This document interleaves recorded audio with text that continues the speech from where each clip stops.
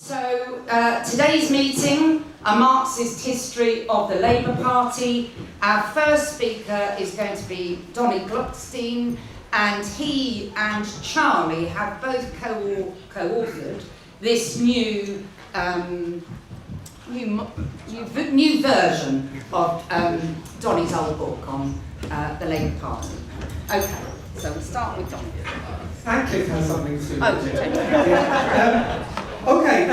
The need for socialism is greater today than ever. I mean, alongside, you can add to the exploitation, the imperialism, the sexism, the racism, the poverty, the oppression, add the climate change, add the potential for extinction. We really do need a socialist society, and we haven't got long. We've had Labour in existence for 119 years, and it's very clear that Labour is not going to deliver this. In fact, it's not claiming it intends to. There's no moves, for example, to bring back Clause 4. You know, Corbyn's very good, but nobody's trying to bring back Clause 4, which was a socialist commitment to the Labour Party, that the Labour Party had. And it is tied into the parliamentary system. And if you think about the parliamentary system, which is now global, you know, lots and lots of countries have this. What has this brought us? 1% of the population own as much wealth as 99%. 62 individuals own as much wealth as 3.5 billion people on this planet. And we didn't vote for it. I don't know if you did, but I certainly didn't. In other words, the parliamentary system is not one that's going to deliver, and a parliamentary party that's committed to that is not going to deliver socialism. However, if you ask somebody, how are you going to get change? What are you going to do? What are you personally going to do? I will vote this way, or I will vote that way. And the working class in Britain will tend to vote for Labour. In other words, we might want to have socialism, but we cannot ignore the question of the Labour Party and where it stands. So as revolutionaries, if you really want to see socialism, you need to understand the Labour Party and understand what makes it tick, understand its history. Now, conventional histories tend to look at the party in isolation as this body. It's the history of the Labour Party. Ours is a Marxist history of the Labour Party, and I want to explain what the difference is. Motivation for most books, apart from selling, because we do it under capitalism, the supporters of the Labour Party want to praise it, the Tories, etc., want to slag it off, and academics who do a good job will sort of recount the facts. We approach it from a different angle. The Marxist approach, you know, remember Marx said it, philosophers interpreted the world, the point is to change it. The point of the book is to enable revolutionaries, in a sense, to engage with the issue of reformism, with the issue of the Labour Party, and to try and change that situation. And that gives you a perspective, a particular perspective. Because most non-Marxist histories start with the electoral, with what happened in Parliament, what bills were moved, what party policies there were. There's often a focus on the leader, on the organisation, and the working class comes in as a sort of the voting fodder. It's a peripheral, accidental thing that, oh yeah, these are the people that voted. But all the focus is on the centre, on the Parliament, on the machinery. Again, the starting point for a Marxist one is completely the other way up, because we start from the point of view that, first of all, the state is not neutral. It's there to defend and promote capitalism. It's, as Marx said, the executive committee of the ruling class.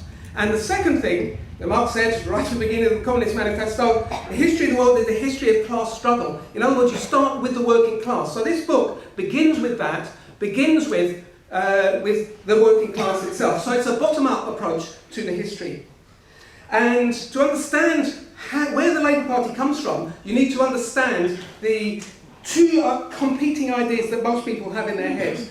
On the one hand, they have life experience. Poverty, exploitation, oppression, women, all that sort of stuff. Racism, sexism against women, and so on and so forth. Anger against the system. At the same time, the prevailing ideas of society and your knowledge of what is happening in Sudan or what is happening in Hong Kong or what's happening, is fed through the capitalist system. And so we have, on the one hand, the experience turns you against the system, and on the other hand, the prevailing ideas, as Marx said, are the ideas of the system, and that battle produces reformism. Now, it doesn't automatically produce a reformist organisation, a reformist institution such as the Labour Party, but it produces reformism, and the way you can easily tell that is what happened in Russia in 1917, in February 1917. Tsarism had flattened The trade union movement had driven all the revolutionaries into exile, and they had a revolution. The Bolsheviks, their name was, the Bolsheviks means the majority. They were the majority. All right, the workers have a revolution. What happened? The day after, when the Petrograd Soviet met, there were 2,800 delegates.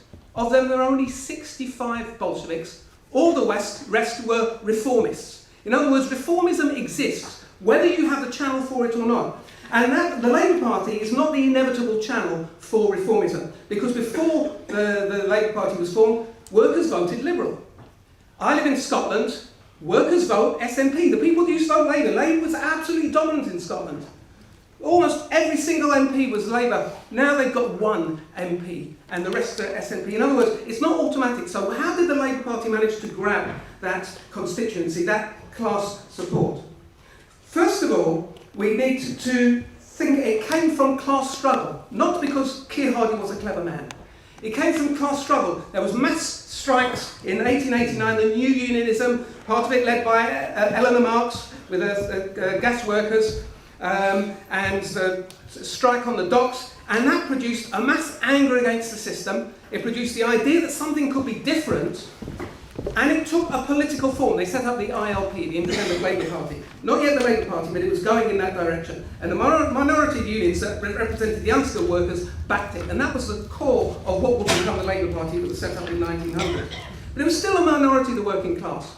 The next thing that happened, again, came from outside. There was a thing called the Taft-Vale judgment. And the Taft-Vale judgment, very simply, was that if you go on strike, you have to pay the employer, after the strike, all the costs that you imposed on the employer.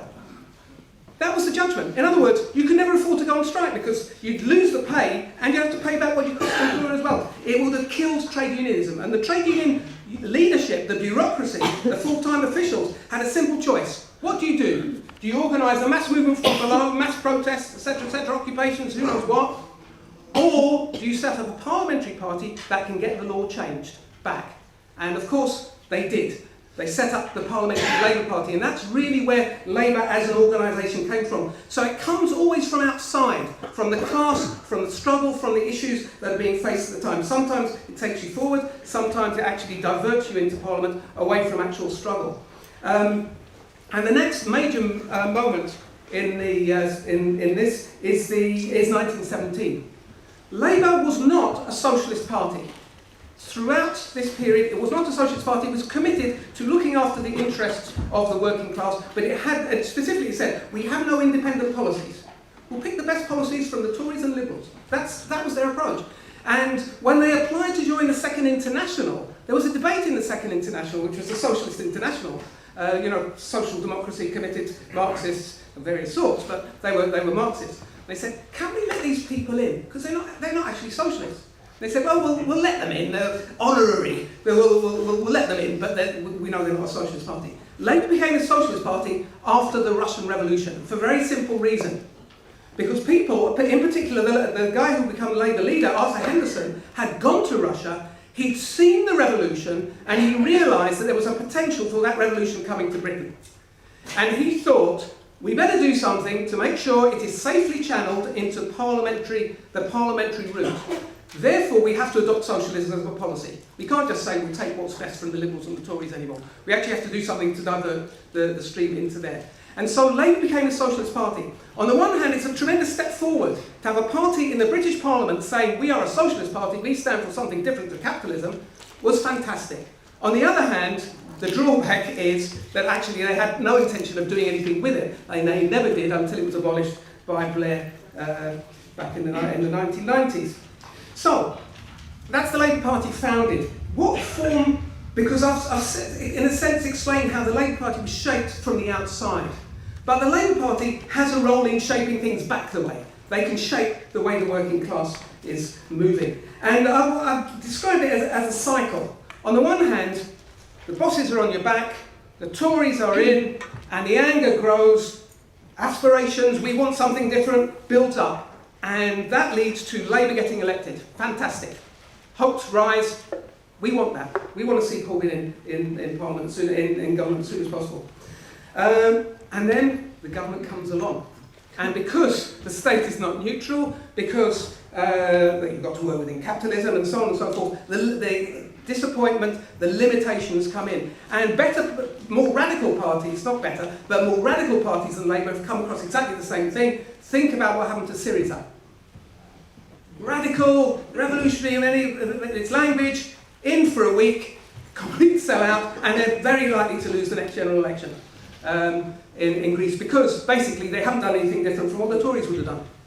And so you have that cycle, up, down, rising aspirations, disappointment, rising aspirations, disappointment. And just to move on very, very quickly, yeah, thank you. Although this is the general pattern, there are different circumstances. What was Labour's greatest moment? Labour's greatest moment undoubtedly was 45 to 51, the post-war governments. Labour's heyday. How did that work? Why do people look back to the spirit of 45? Because you could match the interests of workers, temporarily, you could match the interests of workers to the needs of the ruling class. The country was devastated. You needed infrastructure rebuilt. So you needed railways, you needed electricity, you needed all sorts of things. The bosses weren't going to do it, so the state steps in, nationalises and builds them. The workers said nationalisation, that's good, that's a move away from capitalism. But for the bosses, they get their infrastructure. The same goes for housing. Nothing's done to housing, lots of them have been bombed out. The workers need homes, the bosses need workers to have homes so they can turn up at work. So Labour builds housing. Great for the workers, but actually great for the bosses. And the same goes for health. You need a healthy workforce, let's have an NHS. And so the two could intertwine and work apparently well together. By the 1960s, that's gone. Capitalism is not interested in that anymore, it's pushing back. And I'll read you a quote from Harold Wilson. And he's talking to the governor of the Bank of England. He'd just been elected, he said to the governor, I said we had reached a situation where the elected government was being told by international speculators that the policies on which we fought the election would not be implemented. And we'd have to adopt Tory policies to which we're fundamentally opposed. The governor confirmed that was the case. That's what happened. So the separation went. And as Labour goes further forward, that balancing act between the interests of the working class and the system gets harder and harder to do. And the chapters that Charlie and myself contributed to the previous edition cover that. The New Labour period, which is the bit I did, Labour took it as far as you could possibly go towards adapting to capitalism, and I will finish very soon. As far as you could possibly go. So, for example, Blair says, I don't think we should have set up the Labour Party in the first place. It was a mistake. He's the leader of the Labour Party. And he actively tried to break the union link, because unions have always been the main funding force, and the trade union bureaucracy had a big role in terms of determining policy. In one of the elections, one of the conferences, I forget which one, in the late 90s, there were 1,500 delegates from Labour Party branches. There were 18,000 corporate lobbyists, journalists and people like that. It was a deliberate attempt to try and remove the need for any trade union link at all. Blair took it as far as he could possibly go. And at the end of the day, he failed. And that's where Corbyn comes in. Because Corbyn, in a sense, the rubber band was stretched as far as it could go, it snapped back. And I'll leave Charlie to talk about that, but just to finish off, the balancing act that the Labour Party has done, trying to meet the aspirations of the working class within the capitalist system, gets harder and harder as the system gets more decrepit, more senile, more vicious, more nasty, and so we've seen the collapse of a whole number of social democratic parties, PASOK, the French socialists, the Italian communists, and all of them have gone. They've been replaced by other attempts to do the same thing again, but it's an extremely difficult thing to do. Syriza, Podemos are examples of trying to do the same thing, but just with a different label. In a sense, Corbyn fits into that phenomenon, and I will stop it there and let Charlie finish it off.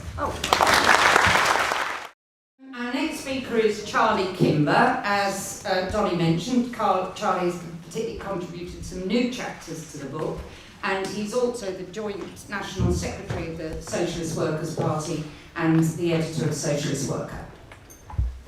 Well, thanks, Jan, and thanks to everyone who's come today. If there's one reason why we wanted to update the book, it is Jeremy Corbyn.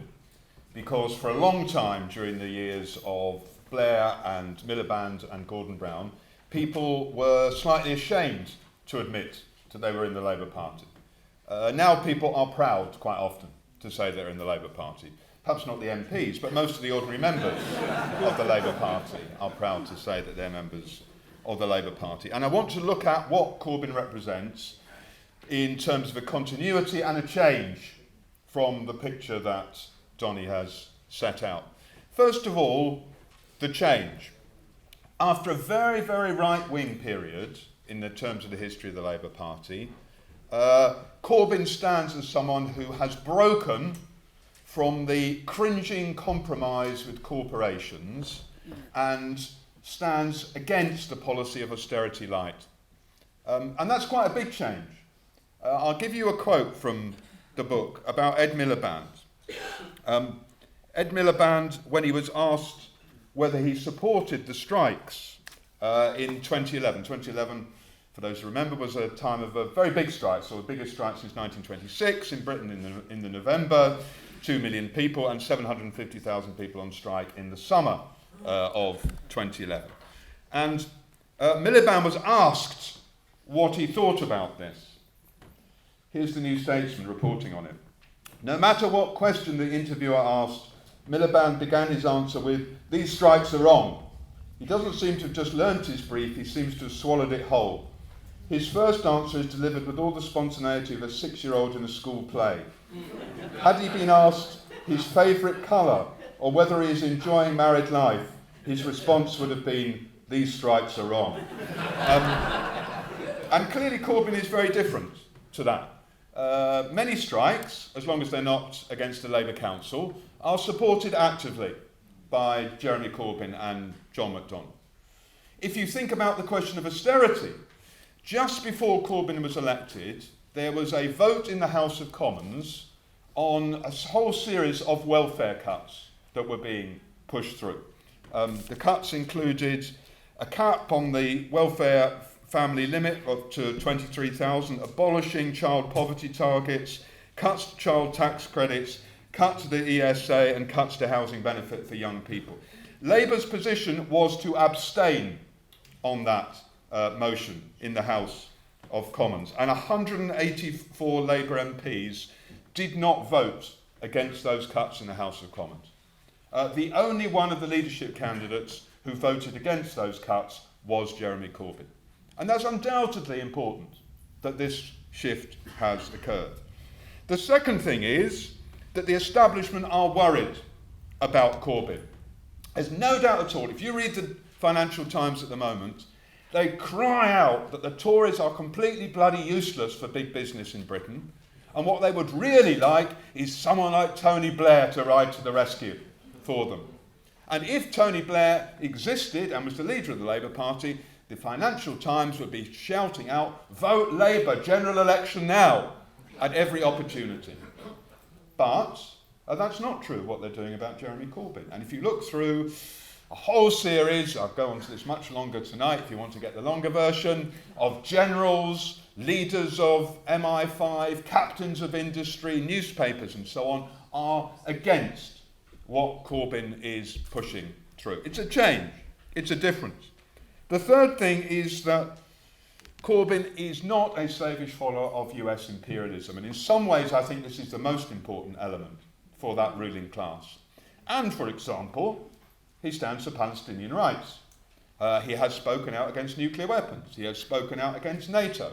He comes from a background, not in those sort of nice dining circles where they meet with spooks and generals, but with the anti-war movement. He was a leading figure in Stop the War during the Iraq War, for example. This is important. It's important for our side, it's important for the other side. And finally, he has a rooting in struggle, in activity, in movements, not just in Parliament. I was looking at the photographs from the Socialist Worker Archive recently of anti-deportation campaigns. And it's amazing how many of those have a picture of Jeremy Corbyn through the ages in them. Jeremy Corbyn used to speak at this event. In quite a modest way, actually. He would be speaking at it. And that's very different from people like Tony Blair and the people who came before Corbyn. So all of this is important. It's one of the major reasons why we are enthusiastic about winning a general election now and having Jeremy Corbyn in 10 Downing Street. And as soon as we have that general election, we will be, as we were in 2017, an independent detachment of the Corbyn campaign, and we will be trying to get Jeremy Corbyn elected. That's all very good, right? And to be honest, many left-wing Labour members of Parliament and ordinary members of the party would give that sort of description. But that's not where it ends.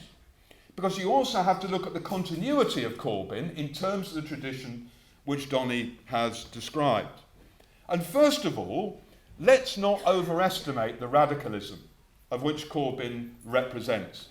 Of course, compared to Tony Blair or Gordon Brown or Ed Miliband, he seems like a very, very radical figure. And the 2017 manifesto seems a very, very radical document. But the truth is, it's not as left-wing as, for example, the Labour Party was in the 1980s.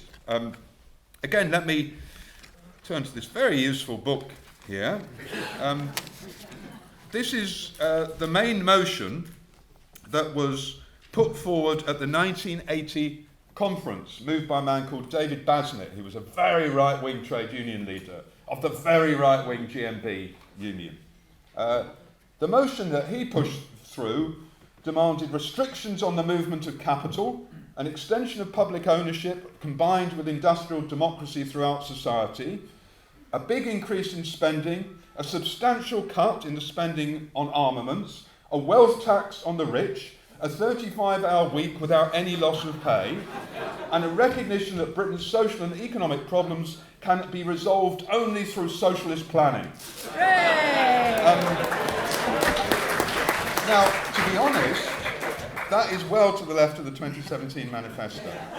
But that was what the right wing were moving at the 1980 conference. And just by the way, it was passed unanimously at that conference. So let's be clear, don't overdo the radicalism. And on tax, Labour's policy of attacking the rich is to remove the highest rate of tax back to what it was in 2010. I mean, it's hardly, tearing the head off the bourgeoisie. Secondly, let me tell you a secret. The truth is Jeremy Corbyn is against nuclear weapons. I don't know whether you realise that, but I have known him long enough to know that he is against nuclear weapons. The truth is, though, in the 2017 manifesto, he stood on a policy of renewing Trident nuclear missiles, largely because of the pressure from the right and so on, but also from the big trade union leaders, Unite and the GMB, with this ridiculous argument that this is the best way to save jobs, as if you couldn't get 50 times as many jobs if you use the money for nuclear weapons, for green policies and for all the things that people really need. It should mean, by the way, that because William Hill is threatening to sack 5,000 workers in the betting shops because they're not allowed to use these fixed odds terminals anymore, presumably the unions are in favour of keeping them to make sure that those jobs can be retained. The third thing is, although Corbyn stands for anti-war causes, let's remember the war the bombing of Syria in 2015, one of the early tests for Corbyn, where the Tories wanted to bomb Syria, an appalling attack upon people, and Corbyn's position personally was to be against it, but to allow a free vote for Labour MPs. It was a concession to the right. Do you remember Hilary Benn made that appalling speech where he said that bombing Syria was like supporting the Republican side in the Spanish Civil War in the 1930s, and was cheered to the echo by the Tories, one of the great parliamentary performances, because he was lining up with your lot to bomb people in the Middle East. But Corbyn allowed that to happen. He didn't whip MPs against the bombing of Syria, something which he profoundly thought was wrong, but because of the unity of the Labour Party and the concessions to the right, he went along with that. And that's just one of the problems of compromises. You see, what Donny was describing, that when you come into office, and even before you come to office, when the pressure comes on from big business, from the labour right and so on, either you make concessions or compromises or you're forced to fight back against them. And the truth is that Corbyn has already started the process of concessions. So, over the question of freedom of movement, Jeremy Corbyn profoundly believes in the freedom of movement of workers. He has said that Labour will give up on the freedom of movement after Brexit. On the question of Trident, I've already mentioned. The question of the IHRA definition of anti-Semitism and the examples, the International Holocaust Remembrance Alliance, Corbyn doesn't believe in that definition, but because the right pushed him and because the union leaders pushed him, he gave in on that as well. And I have to say, it's a disgrace what's happened with Chris Williamson over the last few days. It's an absolute disgrace. But it's not just Tom Watson, who, by the way, acts as if he's actually the leader of the Labour Party. You know, I can do what I want. Here's another policy that I've decided on. I'm in charge. And he gets away with it, by the way. Not just Tom Watson who's attacked Chris Williamson. The whole of the left has snivelingly lined up as well to attack him. And instead of saying we are going to come out in a bold manner and refute this disgusting lie that the Labour Party is institutionally anti-Semitic, instead they are bearing down on Williamson and making concession after concession around those questions.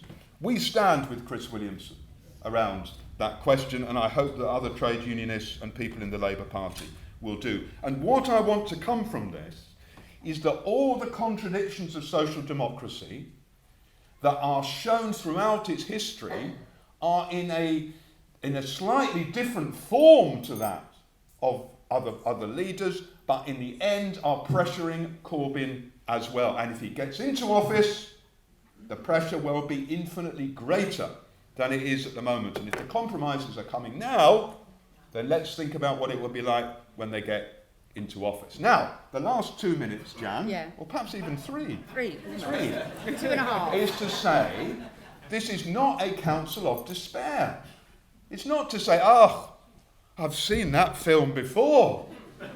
I know what will happen. There isn't a film of it yet, by the way. But there could be if anyone wants to. I've seen the film before. Oh, like Corbyn will get in, the right will pressure him, and the big business will as well. It will be disastrous, and the fascists will come back. That's not what the lesson is. The lesson is we need to build a movement outside Parliament and think about how the working class people have made gains in the past and can do today. The British trade union movement came from the dockers' strike and the gas workers' strike. It also came from the match women a few hundred yards from where we are in East London who went on strike. The match women, average age 14 and a half, all of them migrants or the first generation of Irish migrants, all of them women, defeated Bryant and May and gave an example to the whole of the trade union movement. Think about that. The reality. What excites you today about politics? I want a general election. I want to vote for Jeremy Corbyn. Of course. But I'll tell you, I know that the world changes much more because of what's happening in Sudan or in Algeria or in Hong Kong than putting a cross on a ballot paper. I know the things that have excited me are the revolt of the Gilets jaunes, the yellow vests in France, fighting back week after week despite the most intense and appalling state repression.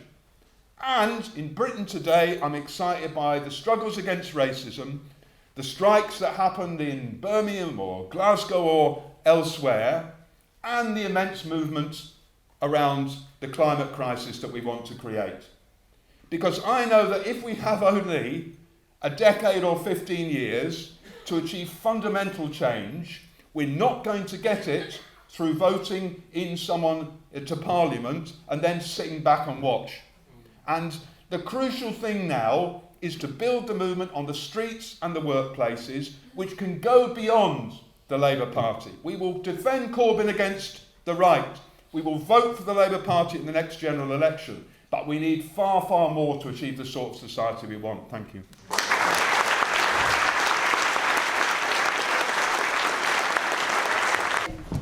Comrade at the back, but please, other people, and particularly, women and young people. Okay, is this working? Oh, it's working, yeah. Actually, I hadn't intended to speak, but as nobody else had their hand up, I thought I'd have a go. I've lived in Leeds for 45 years and been more or less active for all that time in politics. I saw my first Labour Party banner 2 years ago on a march. Saw my second one last year. And I'm not saying that's a totally accurate picture, not everywhere in Leeds, but the overall impression is that the vast increase in membership of the Labour Party, which I think is about 5,000 in Leeds, in my constituency about 800 join, the impact has been almost zero. What activity there's been has been led by people middle-aged and older. The young people have not engaged within the Labour Party structures other than going out and campaigning for elections. And it isn't that some people haven't tried in the Labour Party, friends of mine, to engage, special meetings for new members, etc., etc., etc. But because the structures are so overpoweringly bureaucratic and constitutional, they haven't been able to cut through that. And I do think, for me anyway, having been around for a long time in politics, it's one of the most convincing observations for me, where Ralph Miliband started off with Parliamentary Socialism, his book, followed by the current book that's been published, confirms that analysis to me in practice, not simply in theory. And that's all I want to say. Okay. Thank you. Okay. And then there was the gentleman there, the comrade there. It's 3 minutes, and I will tap on the desk very hard with my pen. Go when you've got one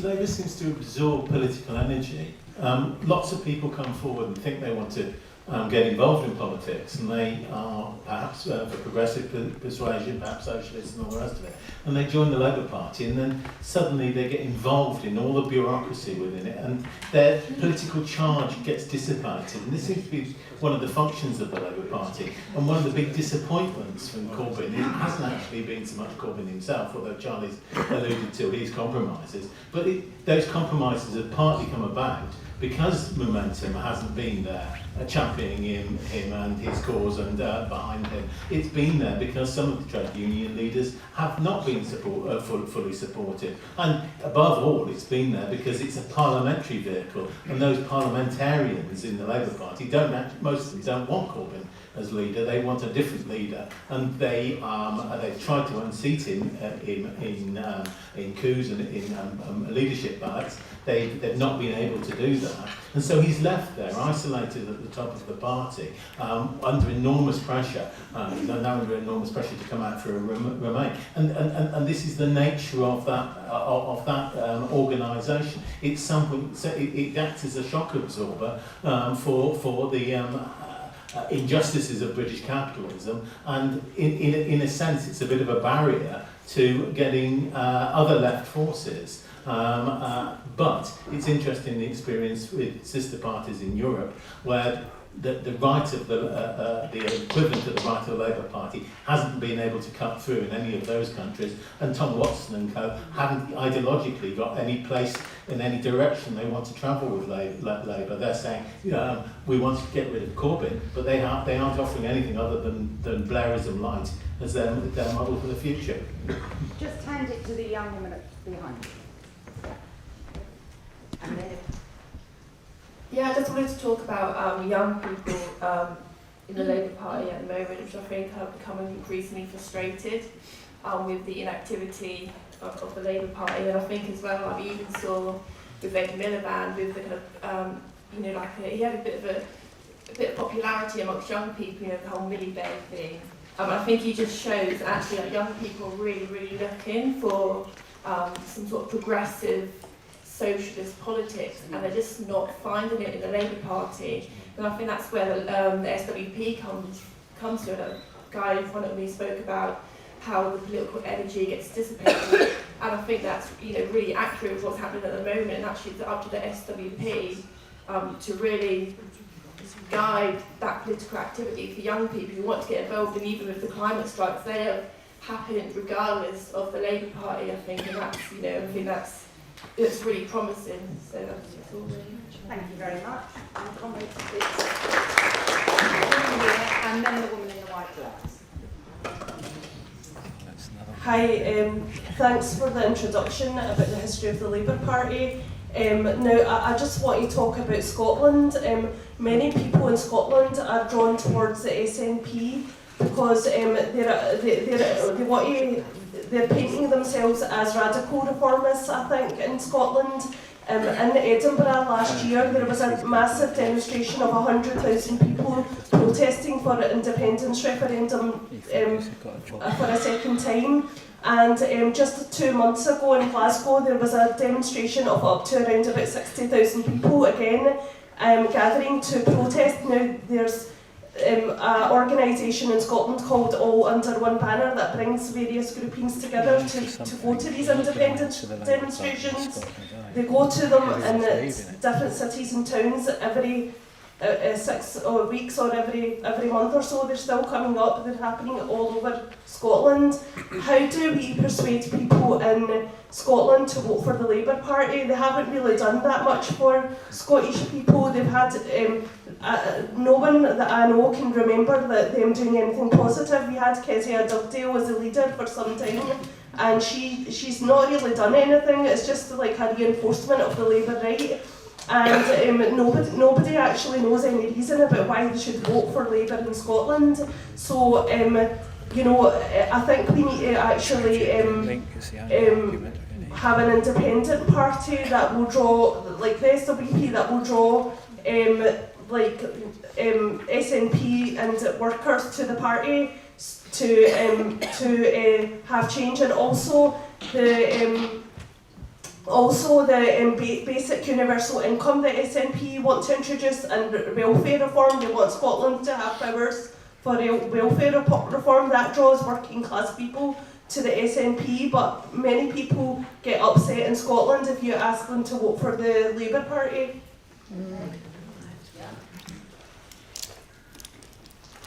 I'm a member of the RMT, and we recently held a debate about whether we should seek re-affiliation to the Labour Party since Corbyn's been leader. I was one of the people who spoke strongly against it. There was more or less an even split at the beginning, and Scotland did very much become an issue that it was probably impossible because the Scottish section just really wouldn't consider it. But other sections of the country, we did weigh up the pros and cons of it.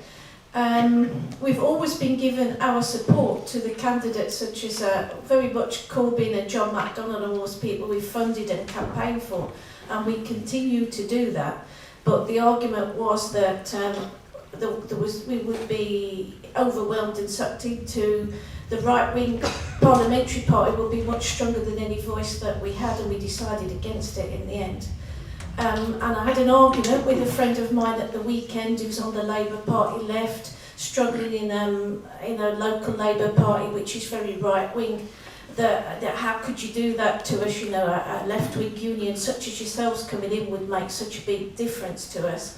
And I pointed out that we're a membership of 80,000 people, that it would not work that way. We would be pulled. We would not be able to pull the Labour Party anywhere. It would pull us. And she said, well, what's the alternative? And I said, well, all that membership, that new membership you have because of Corbyn, 500,000 people, you need to put those people back out on the streets to make it clear that Corbyn is what's wanted. But as she said, that's just not happening. And to the panel see that likely to happen.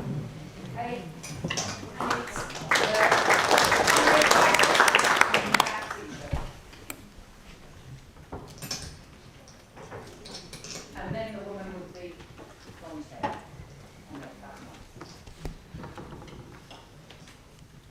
Hello? Yeah.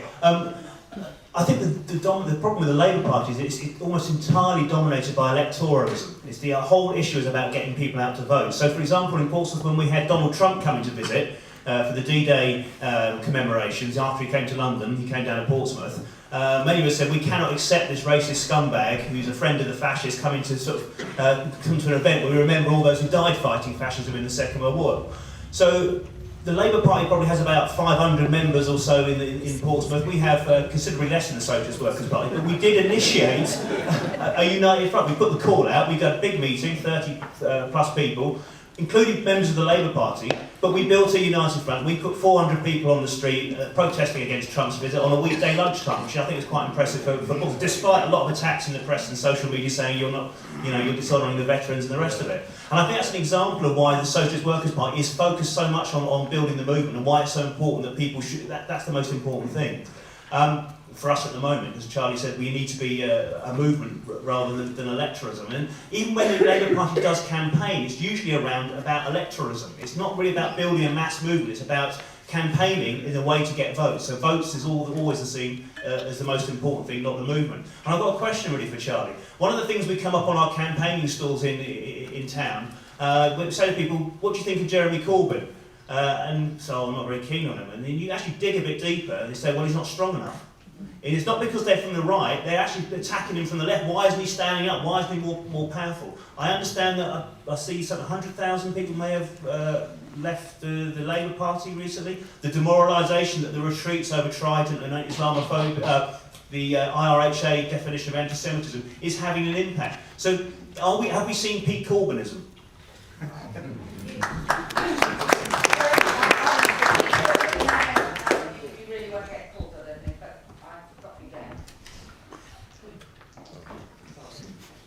I think my question's quite similar to the last contribution, because I agree with a lot of what's been said. The stuff about the state really fear Corbyn. I mean, they call him a Marxist, for goodness sake. I mean, every opportunity. And I mean, I'm from Sheffield, and we work quite closely with a lot of really good people who are in the Labour Party, in Momentum, on the Trades Council. And Chris Williams' expulsion started at the Momentum meeting in Sheffield. And I think there's real anger around, but actually many of them people are so demoralised by the attack on Corbyn, on Chris Williamson, and I saw Jackie Walker speak, another person who they've expelled around the question of anti-Semitism. And I think it is having an impact on a number of the young people who joined the Labour Party and is demoralising them. And I just wondered really, I mean, they could spend their time trying to deselect some of these rotten leaders, but that would just take them in an internal direction.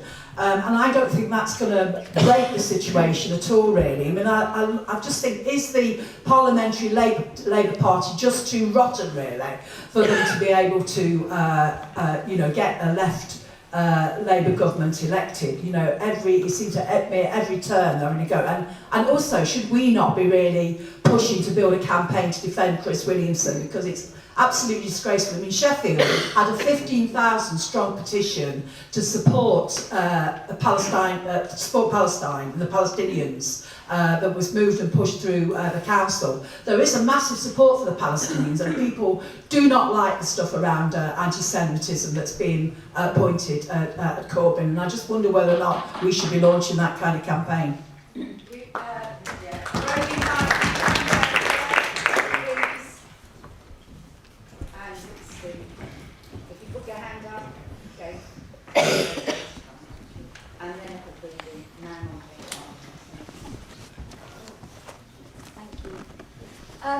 What I think the book does really well is kind of show the cyclical nature of capitalism, how it always throws us back and forth into crisis, and how this actually affects and kind of constricts reformist parties. And that, we can see that kind of with Corbyn today, the way he's being attacked and capitulating, and the fact that without a mass movement behind him to support it, like Charlie said, we're possibly opening the door to the soft left and then the Labour right, which is exactly what we saw, with Kinnock and things like that. And I just think it's quite important, and the book points out that this happens time and time again. Like, hysteria has always been ramped up against the Labour Party since it came into existence, and Trotsky recognised this. He says that it happens because the Labour Party actually shows, you know, the real threat of the proletarian masses behind it, even though, you know, the MPs in Parliament don't always necessarily like represent them. But that's what kind of leading on to what I also think the book does well, and it's really interesting, is kind of highlight the distinction and the relationship between the Labour Party and the membership, but also like the Parliamentary Labour Party and the MPs. Like even 19 years on, there's still kind of tension between the two, and that's why I think it's because, you know, a quote from the book, it says that like the Parliamentary Labour Party and the MPs, you know, they shape their chains, but they still remain a willing prisoner of the machine.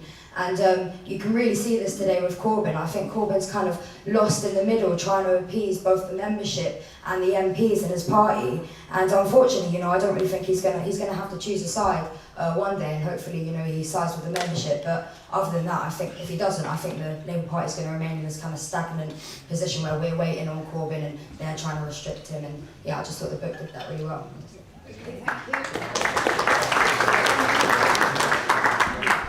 Yeah, I've read the book and I think that it's absolutely fantastic, and it's outstanding in a way, because I don't think that there's another Marxist history of the Labour Party or a history of the Labour Party from a radical left perspective out at the moment, and I think that means that it's an incredibly important tool for the whole of the movement. I want to pick out one particularly important bit, I think, which is that it begins to look at some of the myths which have emerged around the post-war government under Clement Attlee and the incredible reforming nature of that government.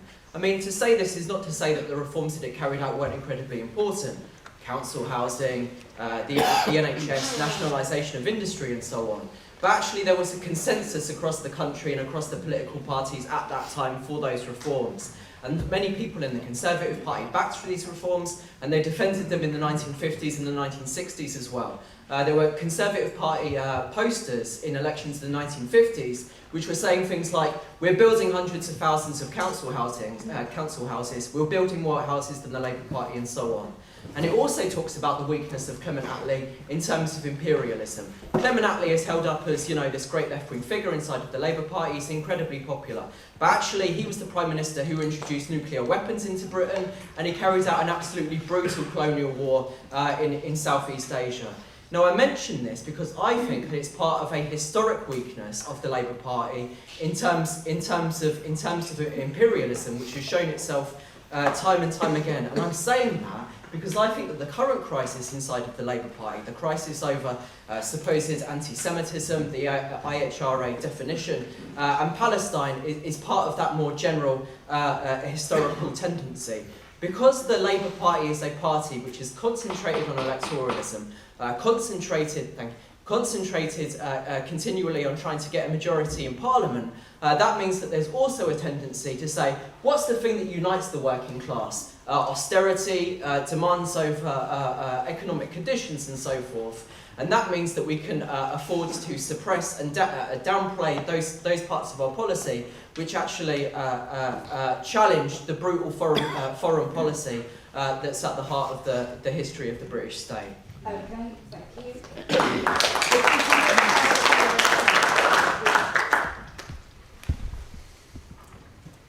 I think we have to explain something. I think a lot of people who joined Labour because of Corbyn are also thinking about this, which is how come you can have a majority of Labour Party members who are on the left, who can lift Corbyn into power, who can defeat Owen Smith, who can see that huge swing in the Labour vote, and yet the right are running rampant and the left is on the defence. How do you explain this? And I think the analysis put forward by Charlie and Donny and in the book is crucial because, as people said, you know, Labour sees political power as coming through forming a parliamentary majority, not revolution. It's open about that. That means you need to maximise the vote. That means you can't just get the vote of the most militant anti-imperialist because it's not enough. Yeah. So you have to get people who are much less clear on that. Therefore you get a left and a right, the broad church, two wings to fly is the argument. So that's one pressure. Secondly, if parliamentary change is the key, that means the real agents of change aren't the mass of ordinary working people fighting for mass change. It's the parliamentarians who are particularly privileged. I mean, I think it's as early as 1907 that the Parliamentary Labour Party declared itself independent. It's an independent entity, it's not the same as the Labour Party. And yet they're the most moulded by the pressures of the capitalist state. Thirdly, despite Blair, the trade union bureaucracy was still hugely important. That sets limits to how far right Labour can go, good, but it also sets limits to how far left. It's a cautious body. Why is Labour's policy trident renewal? I'll tell you why, it's not just the Labour right, it's Glenn McCluskey and the Unite bureaucracy. Right? That's the truth. And those create huge pressures. And I'll tell you what it means. It means that the CLPs, where the mass of their membership, has always been the least influential. It's where the most radical members are, but they have the least influential. And I think you have to draw the conclusion, Labour is not a democratic party. The majority does not rule inside the Labour Party. And it seems to me, therefore, that what Charlie outlined is both that socialists, if they want to be effective, have to orientate on extra parliamentary struggle. And secondly, and I think flows from that, you are more effective if you organise separately and independently, both from the right inside the movement and the trade union bureaucracy. And I think that means a very different kind of party than the Labour Party.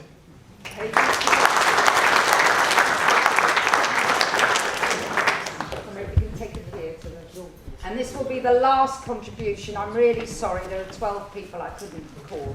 I'm sorry. Yeah, thanks. I joined the Labour Party in the 60s, and we managed to get a motion passed at conference that Wilson should send a British expeditionary force to Vietnam should Comrade Hull request it. And they accuse us, they have the nerve to accuse us of being pie-in-the-sky revolutionaries because we believe in system change. I always remember that motion when people sneer at us, but I did do the sensible thing and joined the party shortly afterwards.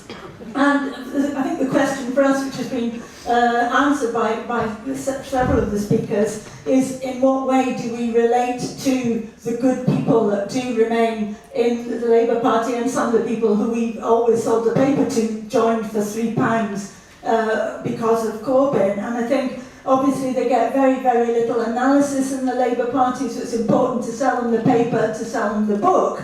But also in activity, the Labour Party needs stand up to racism like never before, and it's really important, you know, to hand over the comparing and jointly chair events and the rest of it. We did it in Edinburgh when we had an anti-Trump demonstration of 500 and Labour Party speakers. We had to get an SNP speaker and Green, obviously, for balance, but they were very much up for that and were there in great numbers. So I think that's a practical way in which we do engage with the really good Labour Party people that are still there. Okay, thank you. Yeah, I want to start off with a question about Scotland and how do we get people to vote Labour in Scotland. I don't think that, in a sense, is what we're doing. The point about how you vote is not the key thing. The point is about how revolutionaries relate to people who are reformists. Because voting takes 5 minutes. It won't change anything, fundamentally, you know, a little bit here and there, but really it will not abolish capitalism. What it's about, our position is based on how do we relate to the working class. And you have to recognise that the working class is a class that in general thinks that what Labour says is what needs to be done. They vote Labour. If they were revolutionaries, they wouldn't be bothering to vote Labour, they'd be out on strike, they'd be occupying, we'd be smashing the system. If they were completely given into the capitalist system, they wouldn't be voting Labour either because they'd be voting Tory or whatever. In other words, it's about relating to that section. So in Scotland we have a difficult problem because Labour's got a terrible position on Scottish independence. So if they can improve it, they might have a chance of recovery. If they don't, they are finished. It's as simple as that. So anyway, moving on. Most of the discussion talked about how much do we ignore or relate to? Because in one sense, we do not surrender to the Labour Party in any sense. We believe in revolution, we believe that's the only way to move forward, we believe the parliamentary road is a complete dead end, but at the same time we have to recognise, whether it's shown daily or not in an election, that the vast majority of the people around us are people who have illusions that is the way that you get change, but you have to stay within the law, that you can't do this, you can't do that. We have to relate to those people, and people have talked about it. The united front. In other words, we can unite with Labour on stand up to racism. Penny mentioned, because I'm in Edinburgh as well, how we worked with Labour very, very well on stand up to racism initiatives. We've had the leader of the Scottish Labour Party come to our demonstration over Trump, etc., etc. We've been building it, they've been building it. That's the way that we need to work. And the purpose of the book, in a sense, is to enable people to both be extremely critical of Labour, but at the same time relate to the majority of people around us who are reformists and therefore have illusions in the Labour Party. And if the book does anything, then it's a success if it has managed to do that.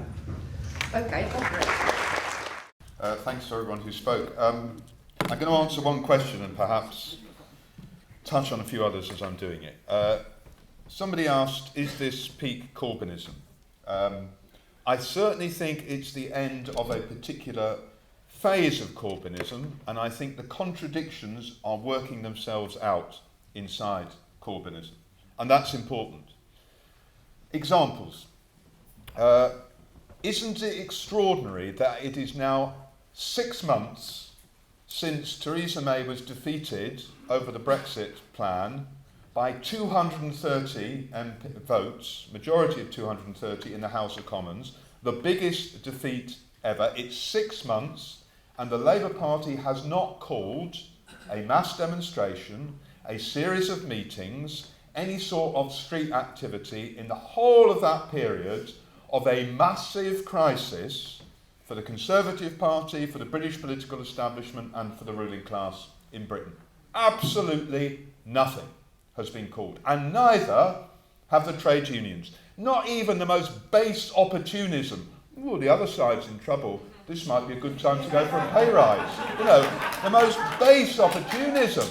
Nothing has been done through that time. And that's a real problem, because Jeremy Corbyn established himself as someone who wanted to go on the streets, get away from the Westminster bubble, get away from London, be with the many, not the few, and so on. It's a massive problem for the Labour Party.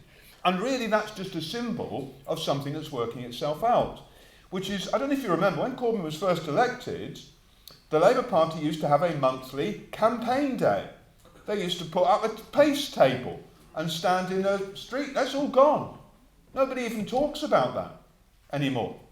During the general election, the one thing that really lifted Corbyn was the sense of insurgent campaigning. Get out on the streets, do a mass rally, get loads of young people involved, go out to people, don't just be stuck there and so on. It's gone. The contradiction of Corbynism is that there's this immense hope invested in him by hundreds of thousands of activists and trade unionists, but the main effect, regrettably, has been to look to the next general election or the next council election or the European election or what it might be, rather than actually doing any campaigning work. And therefore, the sad truth is the number of demonstrations about education or the National Health Service or any of those issues is actually fewer now than it was when Ed Miliband was leader of the Labour Party. Now that's a sad truth. That's a reality. And the people around Corbyn and Corbyn himself have got the idea that it's not really prime ministerial to be standing out with a load of left-wingers baying on the street. And instead you have to draw back from that, which is why if Jeremy Corbyn ever does come on a demonstration, he only tells you 12 hours beforehand that he's going to do it. There's never a campaign to say, I'm marching in 4 weeks' time, who's coming with me? I mean, John McDonnell made a speech where he said, if only we could get 1 million people on the streets, we could get rid of the Tories. Okay, why don't you try and get 1 million people on the streets then? There's 600,000 people in the Labour Party. There's 6 million trade unionists. Why don't we try and get a big portion of those people and get everyone else around them as well? And the problem is that has ebbed away as Corbyn has been longer in office. I will give you one warning. That's true now. If there is a general election called, there will again be a mass number of people who will want to come out, campaigning against the Tories. The hatred of the Tories is very, very deep. The wish for some change is very, very strong. And I think if Corbyn does that series of rallies again, they will be massive. They will be very, very big, and our place will be in those rallies, talking to those people, encouraging them, but also pointing out the problems around it. A final point, I've got just 3 minutes or so now. It's not enough to have a movement. We do need a movement. We do need to have a movement against racism. We need to be on the streets against austerity, in defence of the National Health Service, in defence of housing, for Scottish independence, and primarily and most urgently on the 20th of September over the question of the strike for the climate. We do need those movements, but we also need organisation. We need revolutionary organisation which says that if we're going to build outside the Labour Party, it's not just enough to have a series of campaigns, but needs political organisation to tie together all those different forms of resistance and also put forward a vision of how we can actually change society and what sort of socialist society we want to achieve. And therefore, we need the biggest movement possible in the workplaces and on the streets, but we also need revolutionary organisation to put forward a new challenge to capitalism and a new way of fighting back outside of the Labour Party. And that's why we have the Socialist Workers' Party. Being a member of it doesn't mean cutting yourself off from the movement, it means saturating yourself inside the movement, but also fighting for a different vision of a socialist alternative. And that's why if you're not a member, I hope you'll join us today. Thank you.